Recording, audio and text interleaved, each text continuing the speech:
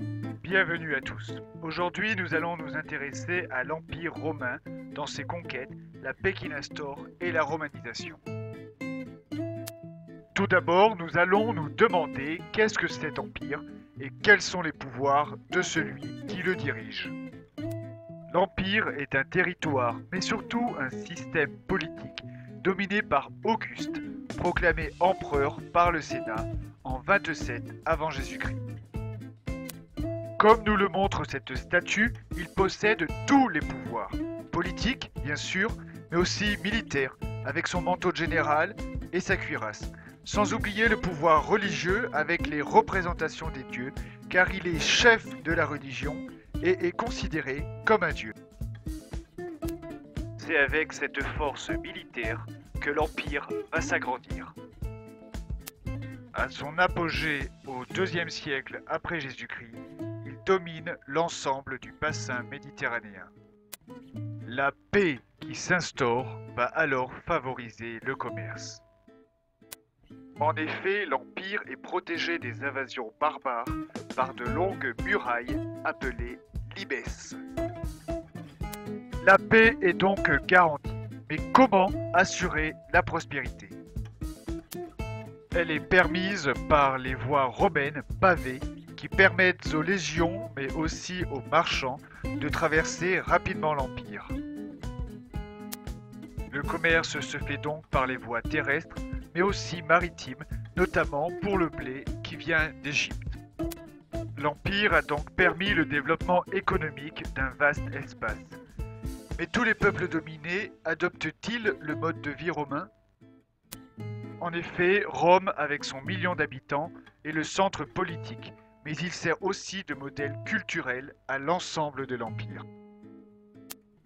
Les habitants vivent dans des immeubles appelés insula.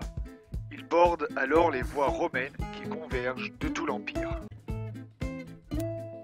Les rues bordées de commerçants sont très animées. Rome est donc une place commerciale, mais aussi un centre religieux, avec le temple de Vénus à proximité du Colisée. Le Colisée est le plus grand des amphithéâtres, c'est-à-dire un bâtiment circulaire accueillant les combats de gladiateurs. Les Romains ont aussi les thermes pour lieux de loisirs. Ce sont des établissements de bains publics avec des piscines à différentes températures. On peut également mentionner les théâtres de forme semi-circulaire où les acteurs proclament des textes tragiques ou comiques. Enfin, les Romains pouvaient assister à des courses de chars dans le Circus Maximus. Ce dernier est situé à proximité du palais impérial, lieu de résidence de l'empereur.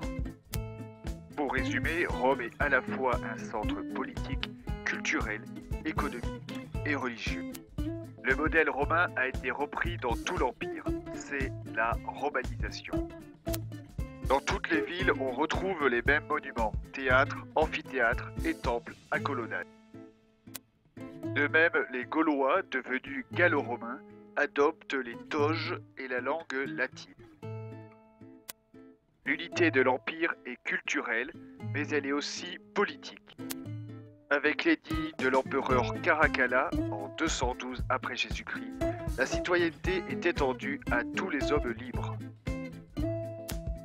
Pour conclure, les Romains maintiennent l'unité de leur empire en maintenant la paix, en garantissant la prospérité économique, en diffusant leur modèle culturel et enfin en accordant la citoyenneté aux peuples conquis.